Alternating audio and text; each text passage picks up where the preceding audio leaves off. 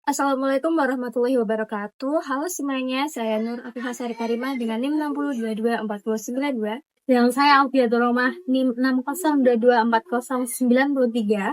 Di video ini kami akan membahas bagaimana layanan keuangan digital membantu masyarakat lokal di Indonesia, khususnya di daerah nelayan berdasarkan video dari World Bank berjudul How Digital Finance Service Help Local Community in Indonesia. Lewat kisah kehidupan sederhana dari para nelayan, kita akan melihat bagaimana teknologi keuangan digital akan merubah kehidupan mereka dari cara mereka melakukan transaksi, mengatur keuangan, hingga meningkatkan kesejahteraan. Sebelum adanya layanan keuangan digital, masyarakat itu masih bergantung pada uang tunai. Jika mereka menangkap hasil tangkapan, mereka itu menjual dan mendapatkan uang cash. Sedangkan uang cash jika dipakai itu tidak tahu kemana habisnya dan tidak ada catatan kemana uang itu dipakai. Dan terkadang uangnya terpakai untuk kebutuhan mendadak. Mereka juga tidak mempunyai sistem pencatatan yang rapi, mereka sulit untuk menabung dan juga menghitung hasil kerja mereka dengan pasti. Bahkan untuk mengirim uang ke kampung halaman mereka harus menempuh perjalanan yang cukup jauh dan juga potongan biaya yang cukup tinggi.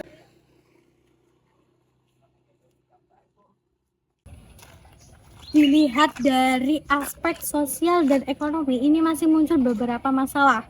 Mulai dari aspek sosial, ekonomi, teknologi, dan regulasi. Yang pertama, aspek sosial. Nelayan itu masih rendah literasi. Mereka masih belum melek digital dan mereka masih takut untuk menggunakan aplikasi. Yang kedua, itu dari aspek teknologi. Masyarakat di daerah pesisir itu internetnya masih tidak stabil. Dan kemudian masyarakat masih banyak yang menggunakan HP biasa, belum banyak juga yang menggunakan smartphone. Yang ketiga ada aspek ekonomi. Akses ke lembaga keuangan formal masih terbatas. Nelayan sering terjebak dengan sistem tengkulak karena tidak punya catatan penghasilan yang bisa jadi bukti untuk pinjam modal.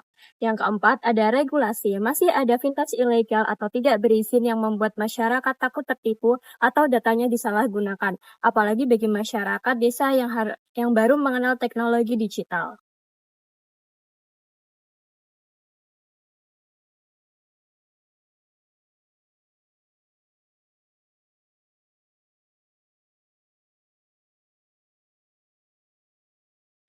Nah, setelah hadirnya layanan keuangan digital seperti Dana, Link Aja, dan transfer online, semuanya udah mulai berubah.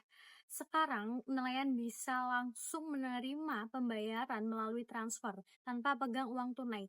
Jika pulsa habis tengah malam, mereka bisa langsung transfer ke rumah agar diisikan pulsa.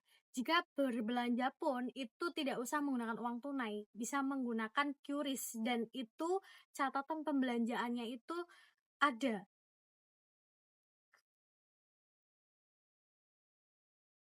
Mereka juga bisa melacak semua transaksi karena tercatat otomatis di aplikasi. Ini membantu mereka belajar mengatur keuangan, tahu pengeluaran, dan mulai menabung untuk kebutuhan jangka panjang. Misalnya, memperbaiki kapal atau beli jaring baru. Meski begitu, tentu masih ada hambatan yang dihadapi nelayan, mulai dari kurangnya edukasi digital, jaringan, internet yang belum stabil, hingga rasa takut terhadap teknologi baru. Tapi di balik itu ada banyak peluang. Vintage bikin nelayan bisa menabung, transaksi jadi transparan, bahkan bisa menjual hasil tangkapan langsung ke pembeli lewat platform online. Dengan begitu, mereka jadi lebih mandiri, lebih efisien, dan tidak tergantung lagi pada tengkulak.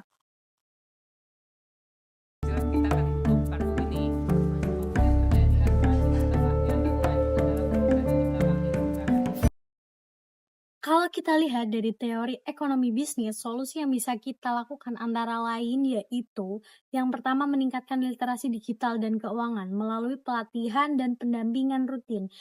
Pemerintah, bank, startup, vintage bisa adakan pelatihan khususnya untuk masyarakat pesisir. Yang kedua, kolaborasi antara fintech dan operasi nelayan.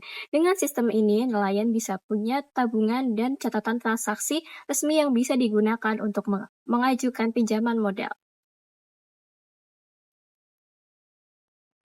Yang ketiga, memperkuat infrastruktur teknologi di daerah pesisir agar layanan vintage itu bisa diakses dengan lancar.